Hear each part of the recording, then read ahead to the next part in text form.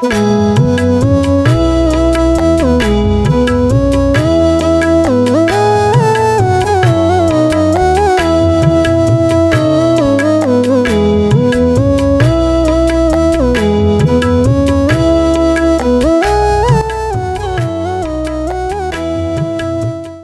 brothers and sisters in the Lord, ప్రభునందు ప్రియమైన సహోదరి సహోదరులారా, today's verse for our meditation is taken from the book of Song of Solomon, chapter 8, verse 6. ఈరోజు మన ధ్యానం కొరకు పరమగీతముల గ్రంథం 8వ అధ్యాయం 6వ వచనం నుండి తీసుకొనబడింది. Set me as a seal upon thine heart, as a seal upon thine arm. నీ హృదయం మీద నన్ను నామాక్షరముగా నుంచుము, నీ భుజమునకు నామాక్షరముగా నుంచుము. King Solomon wrote 3 books in our Bible. Solomon Raju Bible గ్రంథంలో 3 పుస్తకాలు రాసినాడు. They are all considered as the books of poetry. ఇవన్నీ కూడా పద్య భాగాలుగా పుస్తకాలుగా చెప్పబడ్డాయి. Number 1 is Proverbs. మొదటిది సామెతలు, A very logical book filled with wisdom for living. చూడండి, మనం జీవించడానికి కొరకై అంత జ్ఞానంతో నింపబడినటువంటి చక్కని గ్రంథం అది. And secondly, రెండవది Ecclesiastes. ప్రసంగి గ్రంథం. I consider it to be the most negative book in the Bible. It teaches you more about the not to live than how to live. Bible గ్రంథం ఇది ఎంతో ఒక వ్యతిరేకమైనదిగానే కనబడుతూ ఉంటుంది. ఇది ఏ విధంగా జీవించాలనే దానికన్నా ఇట్లా జీవించకూడదు అనేది ఎక్కువ కనబడతా ఉంది. And the third book is the Song of Solomon or Song of Songs. మూడవ గ్రంథము పరమగీతములు. What I consider to be the most optimistic book in the Bible. Bible గ్రంథంలో ఇది ఎంతో ఆశాజనకమైనటువంటిదిగా కనబడుతుంది. Song of Solomon 8:6 says. పరమగీతములు 8:6 రాయబడింది. I am reading the whole verse. ఈ వచనం అంతా చదువుతున్నాను. Place me like a seal over your heart, like a seal on your arm, for love is as strong as death, its jealousy unyielding as the grave, it burns like blazing fire, like a mighty flame. ప్రేమ మరణమంత బలవంతమైనది, ఈర్ష్య పాతాళమంత కఠోరమైనది, దాని జ్వాలలు అగ్నిజ్వాల సమములు, అది యెహోవా పుట్టించు జ్వాల. నీ హృదయము మీద నన్ను నామాక్షరముగా ఉంచుము, నీ భుజమునకు నామాక్షరముగా నుంచుము. So the song written by Solomon is also known as the Song of Songs. ఈ పాట మరి రాయబడినటువంటిది ఈ పరమగీతాన్ని సొలొమోను గీతంగా కూడా చెప్పబడింది. No. So the song which is written by Solomon, అంటే ఈ సొలొమోను రాసినటువంటి ఈ కీర్తన, it is known as the Song of Songs. ఇది పరమగీతములని చెప్పబడింది. So there is no better song. అంటే దీనికి మించినటువంటి ఇంకో గీతం లేదు.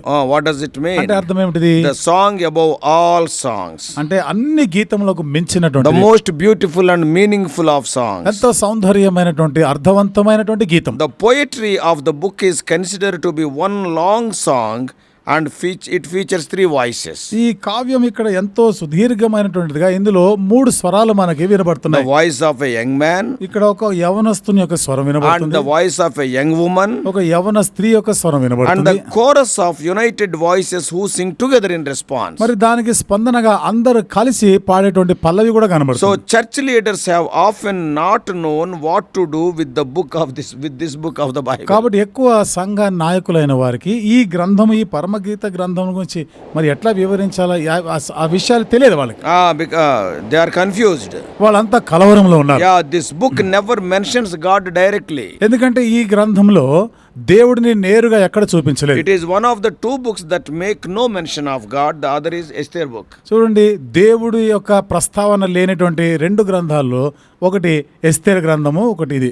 Some church leaders fought against this book's inclusion in the canon of the scripture. కొంతమంది సంఘ నాయకులైతే ఈ లేఖనాల్లో ఈ గ్రంథాలు ఉంచేదానికి వాళ్ళు వ్యతిరేకించారు. Some have trouble understanding why this book is in the Bible at all. అసలు కొంతమంది అయితే ఈ పుస్తకాన్ని, ఈ గ్రంథాన్ని అసలు బైబిల్లో ఎందుకు ఉంచారో అంత కలవరం ఉంది కదా. The Song of Solomon is about love between a man and a woman. కాబట్టి సొలొమోను యొక్క ఈ గీతము ఒక స్త్రీ పురుషుని మధ్య ఉన్నటువంటి ప్రేమను గురించి మాట్లాడుతుంది. The book does not just talk about the gentle hallmark of greeting card love, just not superficial love. అంటే ఈ పుస్తకము, ఈ గ్రంథము ఏదో పైకి చూపించే ప్రేమ గురించే కాదు గానీ, but the love in this book is so passionate and fiery, romantic and at times even erotic. ఈ గ్రంథంలో చెప్పబడినటువంటి ఈ ప్రేమ అది ఎంతో తీవ్రమైనటువంటి ప్రేమగా ఆయన వర్ణిస్తా There are times where the young couple talks about each other's bodies. కాబట్టి ఈ జంటలైనటువంటి వారు వారి యొక్క శరీరాలకి సంబంధించి మాట్లాడిన ముచ్చటించిన మాటలు ఉంటాయి. The characters are in deep-rooted love for each other. ఈ ఒకరిలో ఒకరు పరస్పరంగా ఆ ప్రేమను గురించి ఎంతో లోతైన ప్రగాఢమైనటువంటి ప్రేమను గురించి. And now perhaps you can understand why it made pious church leaders nervous. ఇప్పుడు ఎందుకని ఎంతో భక్తి గల ఈ సంఘ నాయకులైనటువంటి వారు దీనిని బట్టి ఎందుకు వాళ్ళు అట్లా ఇబ్బంది పడుతున్నారు? You would have understood by this time. ఇప్పటికి నీకు ఇది అర్థమై ఉంటుంది. Because of this struggle with physical love. ఎందుకంటే ఈ భౌతిక సంబంధమైన ప్రేమతో ఉన్నటువంటి ఈ పోరాటాన్ని బట్టి. The majority of interpretation on the Song of Solomon have been that it is merely an allegorical book. Expression of God's love for the church. ఈ సొలొమోను యొక్క ఈ గీతంలో మనం ఎంతో విస్తృతంగా దేవుని యొక్క ప్రేమ సంఘం ఎడల ఎట్లా కనపరిచినాడో దాని గురించి మాట్లాడుతున్నాం. So we don't disagree with this application. Yes, it is the love of Lord Jesus for the church. కాబట్టి అసమ్మతి ఉండకూడదు కానీ యేసు ప్రభువారు సంఘాన్ని ఎట్లా ప్రేమించినాడో దానితో సమ్మతించాలి మనం. Yeah, that is number one. ఇది మొదటిది. It is an unstoppable love. ఇది ఎప్పటికీ ఆరిపోయినటువంటి ప్రేమ. Yeah, between husband and wife. భార్య భర్తల మధ్య ఉండే. The love between husband and wife ought to be bold, passionate, unapologetically intimate. భార్య భర్తల మధ్య ఉన్నటువంటి ఆ ప్రేమ అది ఎంతో అనురాగంతో కూడినది, ఎంతో సన్నిహితమైనటువంటి ప్రేమగానే అది ఉండాలి. In everyday language, this relationship should be very close. ప్రతి దినము మాట్లాడుకునే భాష విధానంలో ఈ యొక్క సంబంధము సన్నిహితం పెరుగుతుండాలి. The way you treat your spouse, the way you think about your spouse. నీ జీవిత పాలిభాగస్తుల గురించి నువ్వు ఆలోచించేటువంటి ఆ విధానం అక్కడ the way you speak to and about your spouse. నీవు నీ యొక్క జీవిత పాలి భాగస్తుల గురించి మాట్లాడి వాళ్ళ గురించి చెప్పేటువంటి ఆ మాటల విధానాన్ని బట్టి the way you look at your spouse. నీ జీవిత పాలి భాగస్తుల వైపు చూసేటువంటి విధానం. You should be bold, passionate and unapologetically intimate with each other. ఎంతో ధైర్యముగాను ఒకరి ఎడల ఎంతో సన్నిహితమైనటువంటి ప్రగాఢమైనటువంటి ఆ ప్రేమ కలిగి ఉండాలి. Song of Solomon 8:6. ఈ సొలొమోను యొక్క గీతము 8:6 మనం చూస్తాం. Place me like a seal over your heart, like a seal on your arm. For love is as strong as death, its jealousy unyielding as the grave.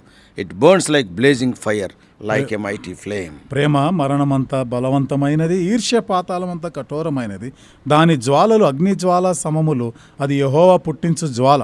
నీ హృదయం మీద నన్ను నామాక్షరముగా ఉంచుము, నీ భుజమునకు నామాక్షరముగా ఉంచుము. So it is unstoppable love. కాబట్టి ఇది ఆగిపోయినటువంటి ప్రేమ. And later he is writing, ఆ తర్వాత ఇంకా place రాస్తున్నాడు, me like a seal over your heart and arm. నీ హృదయం మీద నీ భుజమునకును నామాక్షరముగా ఉంచుము. When you see carefully, మీరు జాగ్రత్తగా గమనిస్తే Israelites were commanded to love God with all their heart, mind and strength. ఇశ్రాయేలీయులు వారి పూర్ణ హృదయంతో, పూర్ణ మనసుతో, పూర్ణ బలముతో దేవుడైన యెహోవాను ప్రేమించవలెను అని ఆజ్ఞాపించబడ్డారు. Israel was also commanded to create a reminder and put it in places where they would be reminded of this command to love God. ఇంకను వారికి ఆజ్ఞాపించబడింది దేవుని ఈ రీతిగా మరి ప్రేమించాలన్నటువంటి ఈ ఆజ్ఞలో వారు ఎన్ని విధాలుగా జ్ఞాపకం చేయబడితే అక్కడ వాటిని రాసుకోవాలన్నారు. So that's why God asked, అందుకనే దేవుడు కోరినాడు వారు, write these things in your homes and the doorposts. ఈ మాటలు నీ ఇంటి ద్వారముల మీద రాయమన్నాడు. And on their right hand near their hand. వారి చేతులకు రాసుకోమన్నాడు.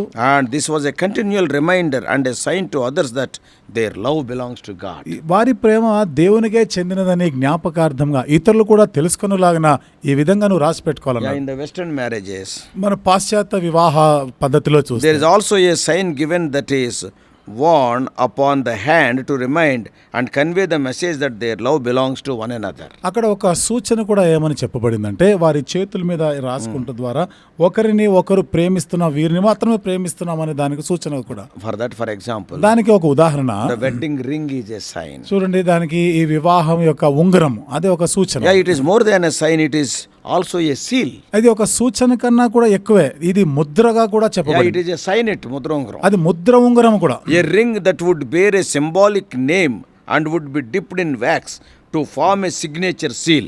చూడండి ఆ ఉంగరం మీద ఒక ముద్ర ఉంటుంది కదా, దానిని వేసినప్పుడు ఆ ముద్ర పడాలి, ముద్ర పడుతుంది, మైనంలో కరిగించి, ఆ మైనంలో కరిగించి స్టాంప్, దానిని మనం ఒక ముద్రలాగా సిగ్నేచర్ సీల్, అది ఒక ముద్ర ఉంగరముగా కూడా ఉంటుంది. It represented the authority of the name of the person who sent the letter. Even the Kings were putting that. ఆ ఉత్తరము రాసినటువంటి ఆ వ్యక్తి కూడా ఆ ముద్ర ఉండేది, అంటే రాజులు కూడా ఆ ముద్ర వేసేవారు. And it is a represented authority, అది వారి యొక్క అధికారానికి ప్రాతినిధ్యంగా ఉండేది. And that's why she is telling, అందుకని ఆమె చెప్తా ఉంది, place me as a seal, a sign, a wedding ring, a signet. కాబట్టి ఇక్కడ నన్ను ఒక నామాక్షరముగా ఉంచుము, అంటే ముద్ర ఉంగరముగా ఉంచుము. Not just on your arm, ఏదో ఊరికే నీ భుజం మీద మాత్రమే కాదు, ఆన్ యువర్ నీ హార్ట్. హృదయం మీద కూడా దాన్ని పెట్టుకోవాలి. Oh dear soldiers of Christ, కాబట్టి క్రీస్తు యొక్క సైనికులారా, is there a seal upon your heart? నీ హృదయం మీద ఈ ముద్ర ఉందా?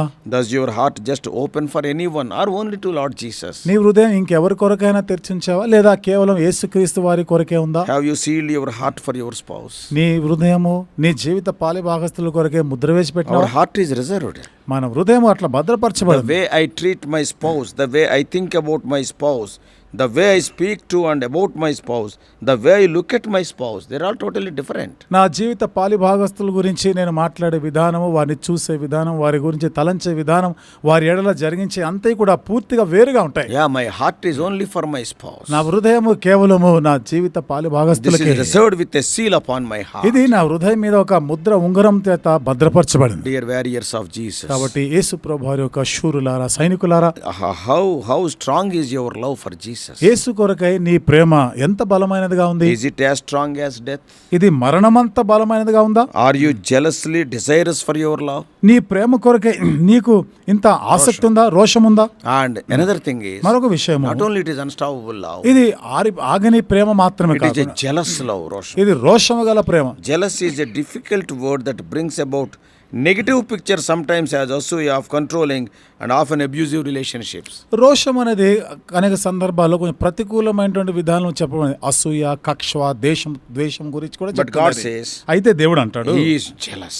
ఇతను రోషం గలవాడు. Exodus 25, నిర్గమకాండం 25 అధ్యాయం, Exodus 34:14, నిర్గమకాండం 34:14, Deuteronomy 4:24, ద్వితీయోపదేశకాండం 4:24, Deuteronomy 5:9, ద్వితీయోపదేశకాండం 5:9, Deuteronomy 6:15. ద్వితీయోపదేశకాండం 6:15. All these verses speak of God's jealousness. ఈ వచనాలన్నీ కూడా దేవుని రోషమును గురించి మాట్లాడుతున్నాయి. Here the biblical use of jealous is a devotion. ఇక్కడ రోషము గురించి బైబిల్ భాషలో చూస్తున్నాము, అది భక్తిని గురించి If చెప్తాము. you have something you value నువ్వు దేనికైనా ఒక విలువనిస్తే, and if you are trying to protect it, ఒకవేళ దాన్ని నువ్వు కాపాడుకోవాలనుకుంటే you are jealous of it. వాటి గురించి రోషం కలిగి ఉండాలి. So we need a jealous love for our spouse Jesus Christ. కాబట్టి మన జీవిత పాలి భాగస్తులైన యేసు కొరకై ఇంతటి రోషం కలిగి And ఉండాలి. also we need a jealous love for those in our homes also. అంతేకాకుండా మన ఇళ్లలో ఉన్న వారి ఎడలు కూడా ప్రేమించే విషయంలో రోషం ఉండాలి. So we need a love that is every bit as strong as death. కాబట్టి మరణం అంత బలమైనటువంటి ఆ ప్రేమ మనకు కలిగి ఉండాలి. Our culture would have fewer divorces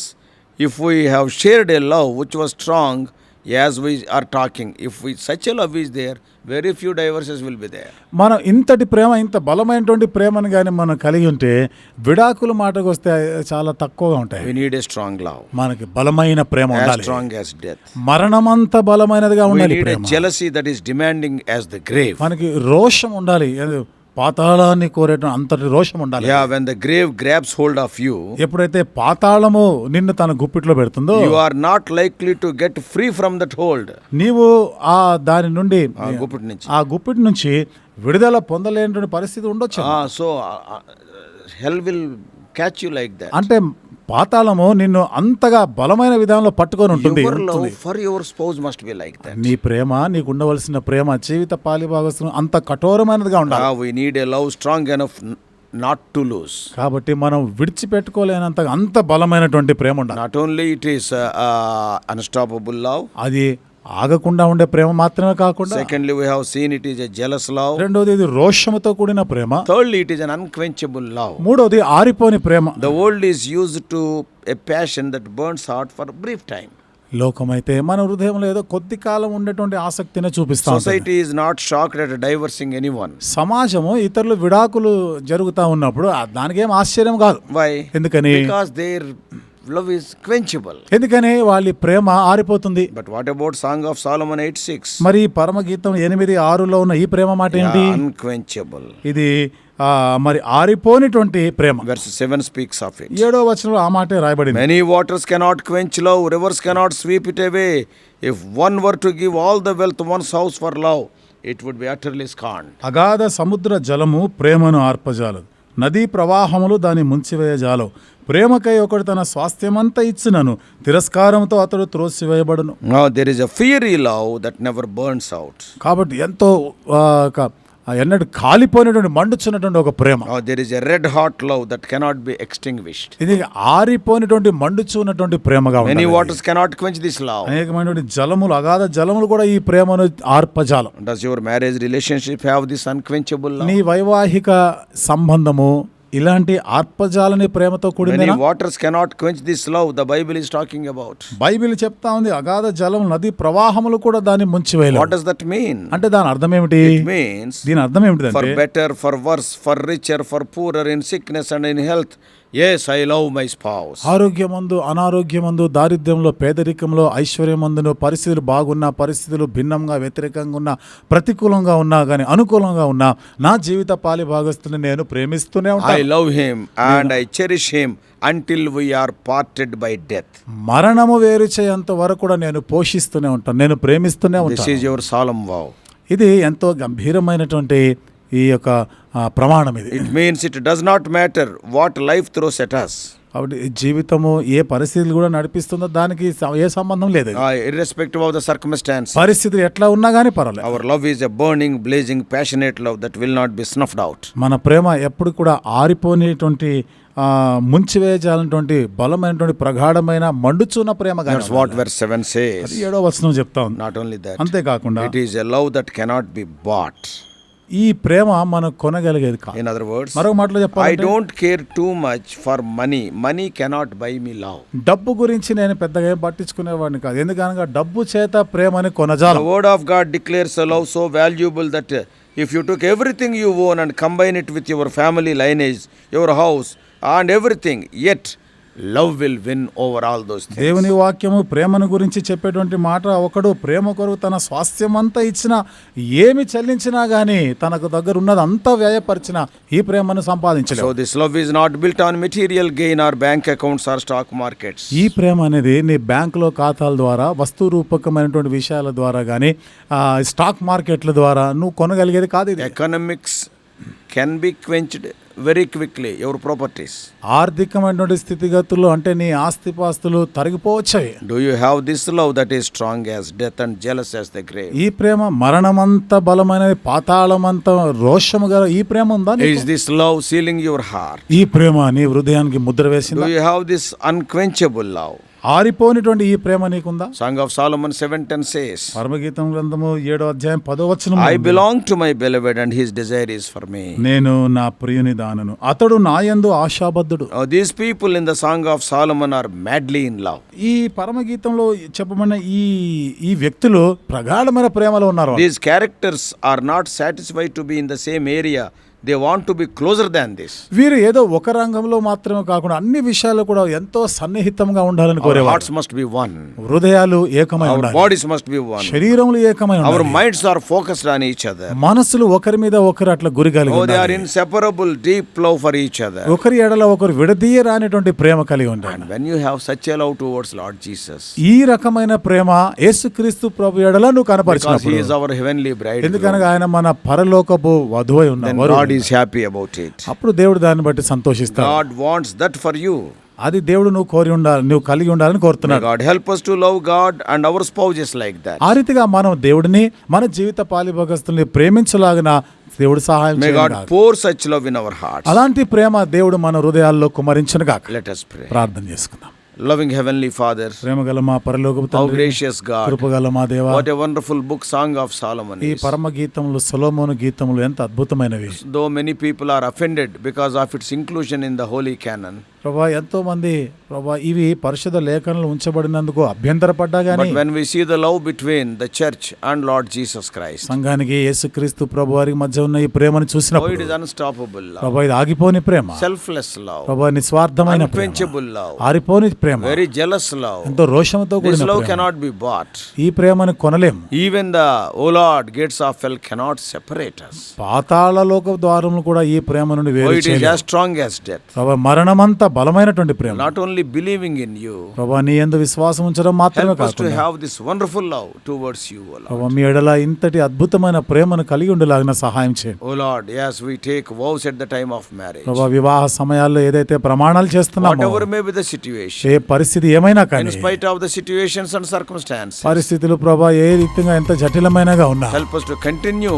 O Lord, in this love. ఈ ప్రేమలోనే కొనసాగుటకు సహాయం Yeah, చేయండి. when we follow you, ప్రభా నేను వెంబడించిన sometimes difficulties will come. కొన్నిసార్లు కష్టాలు వస్తాయి. Such things may not affect this love. ఇవి ఈ ప్రేమ పైన ప్రభావం చూపకుండా చేయండి. Speak to us more and more. ప్రభా మాతో ఇంకా అధికముగా We మాట్లాడండి. do pray in the most loving name of our Lord and Savior Jesus Christ. మా ప్రభువు రక్షకుడైన యేసుక్రీస్తు వారి ప్రేమగల నామములో ప్రార్థించి వేడుకుంటున్నాము తండ్రి.